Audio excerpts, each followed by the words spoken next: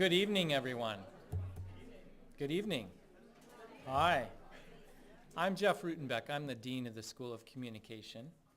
It is my pleasure to introduce tonight Chris Palmer, professor, speaker, author, environmental and wildlife film producer. In case you didn't know, Chris has swum with dolphins and whales, come face to face with sharks and Kodiak bears, camped with wolf packs, and waded hip deep through Everglades swamps and survived faculty meetings.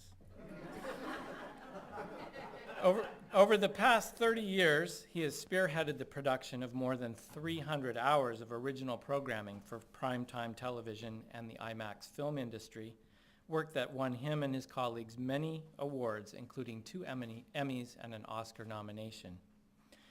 And from his treasure trove of experience came Shooting in the Wild, his controversial and entertaining book about the dark side of wildlife filmmaking. You may have read it. And his new memoir, if you haven't seen it, Confessions of a Wildlife Filmmaker, hitting bookstores and Amazon.com this month, which one reviewer called blistering.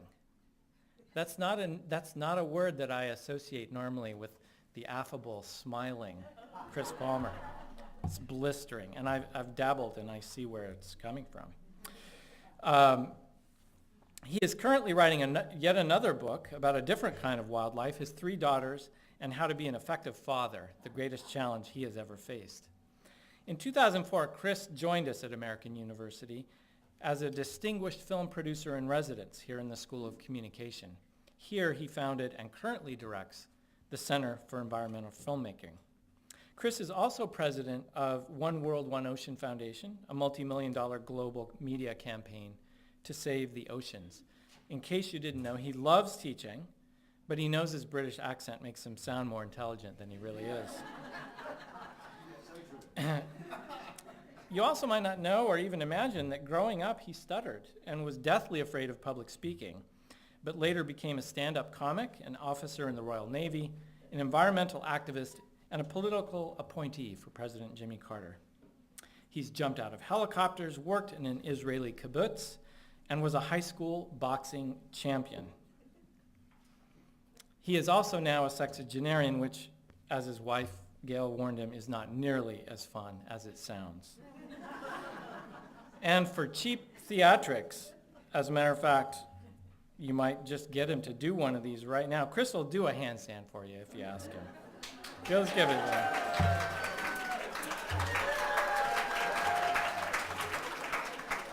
So, of course, HR worries every time I tell him to do that. But ladies and gentlemen, Chris Palmer.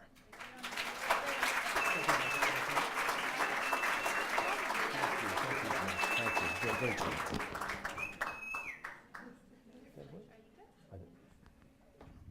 All right. Thank you, Jeff. Is that working? Thank you, Jeff, so much. Let's give Dean Jeff Rutenbeck a round. He's a great guy, great dean, Jeff Rutenbeck. And a big thank you to the Environmental Film, can you the lights up here, please? The Environmental Film Festival. And I want to put on my wife, Gail. Gail, would you stand up? This is my wife, Gail. We've been married. Yep. We've been married almost 40 years this June.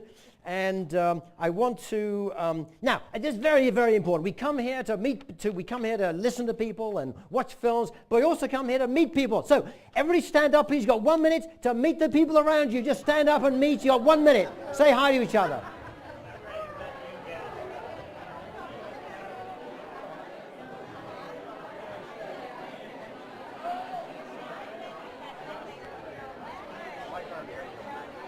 Hello. Hi, how are you?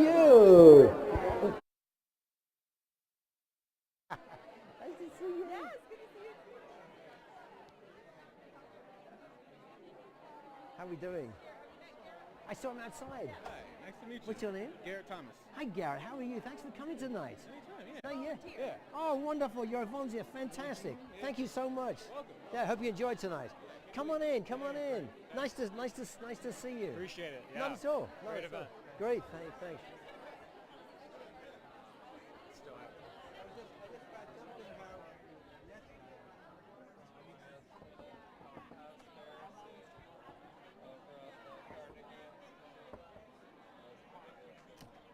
this the way you want it? Is this the way you want it? We can hear you. Just, is that okay? Is it in my pocket, or do you want to sell it? Keep it in your pocket. Sorry, you want me to just hitch on my wallet and my... Actually, get this.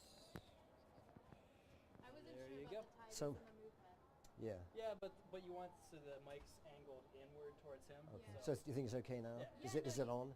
Yes. Yeah, All right. It's on, but it's So muted. much for the overflow. It's a perfect night.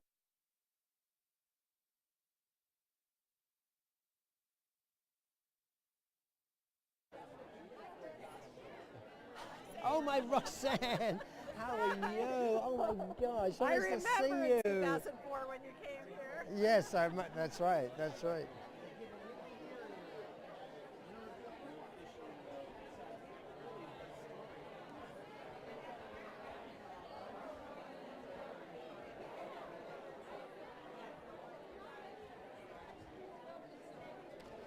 All righty, everyone go back to their seats, please. Everyone go back to their seats. Everyone go back to their seats, please. Thank you all so much. Love the energy in the room. Thank you all so much for coming tonight. Now, in the booth, everybody turn around and wave to me in the booth. Ed's there, Ed Bindfor, our Associate Dean. Matt's gone, and T is there, and Andy is there, and Andrew. We could not do this without them. Thank you guys very much. Yeah, give them a round of applause. Yeah. And if you're a student, please stand up. If you're a student, please stand up. Let's see how many students we have. Hooray! Wonderful. So good of you to get out of bed and get here. Thank you. And do we have any first-time visitors to AU? Anybody here for the first time? Yeah. Not many, because most of those people are lost on the AU campus. But anyway, thank you for getting here. Okay, so I've written a new book, as you all know, called Confessions of a Wildlife Filmmaker.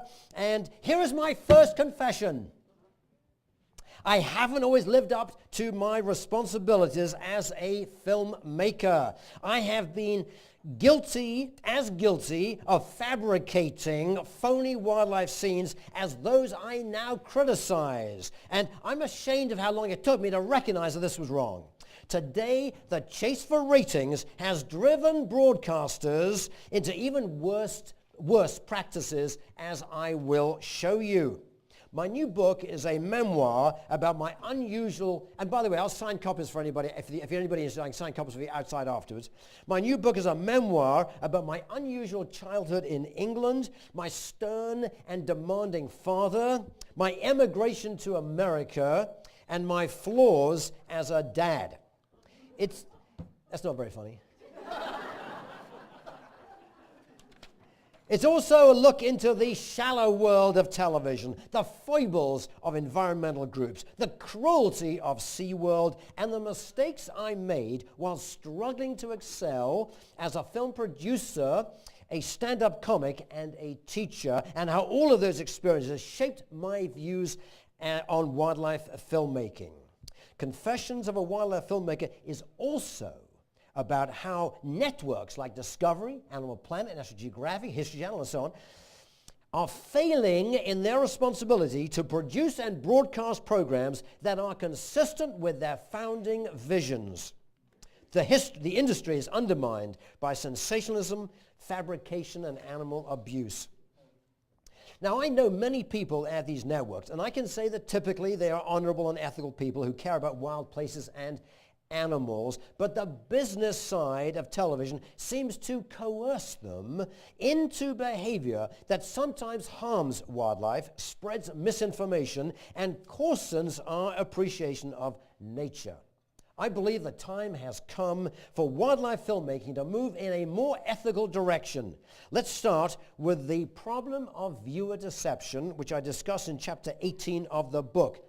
In the summer of 2013, the Discovery Channel launched its popular Shark Week with a 2-hour fake documentary titled Megalodon, the Monster Shark Lives. The program featured archival footage, scientific evidence, and interviews with scientists to convince viewers that a 60-foot extinct shark that last survived on Earth 2 million years ago is still roaming the oceans and leaving a blood-soaked trail of havoc in its wake. But the scientists were actors. The footage, fake. The evidence, fabricated. And the photos, falsified. And the whole program from start to finish was a mockery of science. The program won huge ratings. But some people, including me, were dismayed and outraged by Discovery's betrayal of its long-held founding educational mission. Polling after the broadcast showed that a whopping 73% of those watching believe now that an enormous prehistoric shark roams the oceans, even though this idea is false. Let's watch a clip.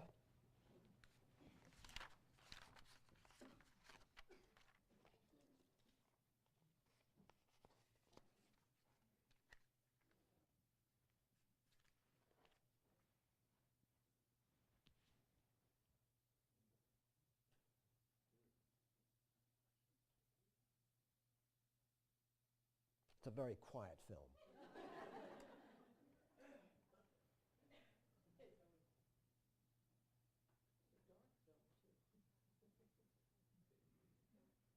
Who'd like to buy another book?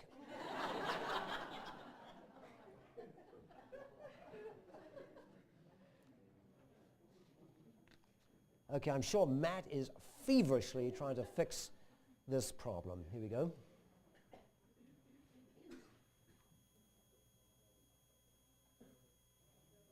Okay, I think that's a little louder. It was believed that the only creature large enough to down the fishing vessel would be a whale. Okay, we're going to start again.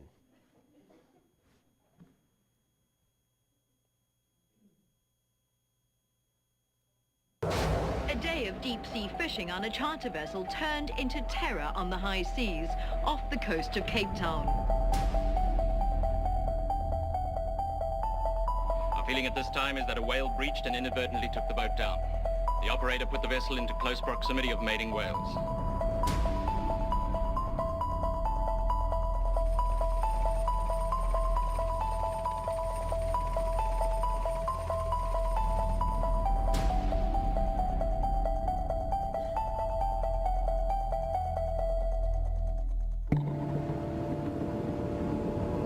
Following the incident, a search and recovery effort was launched. Initially, it was believed that the only creature large enough to down the fishing vessel would be a whale breaching over the top of the boat. But the wreckage suggested otherwise.